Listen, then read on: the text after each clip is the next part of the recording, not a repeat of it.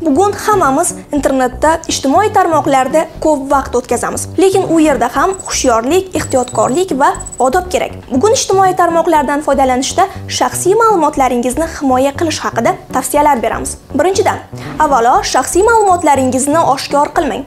Telefon raqam, manzil, plastik karta raqamlari kabi ma'lumotlarni hech kimga yozmang, post qilib joylamang.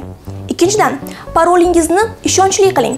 Qatorasiga 1 dan 8 gacha bo'lgan parollar oson topiladi. Siz esa har bir akkauntga alohida murakkab parol qo'ying. Uchinchidan, maxfiylik sozlamalarini ko'zdan kechiring. Kim sizning sahifangizni ko'ryapti? Postlaringiz kimlarga ochiq? Bularni sozlashni unutmang. To'rtinchidan, soxta xabarlarga ishonmang.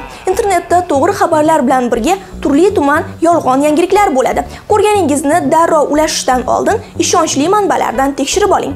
Beshinchidan, boshqalarning rasmlarini, videolarini ruxsatsiz ishlatmang. Bu qonunga zid. Mualliflik huquqiga rioya qiling. 6.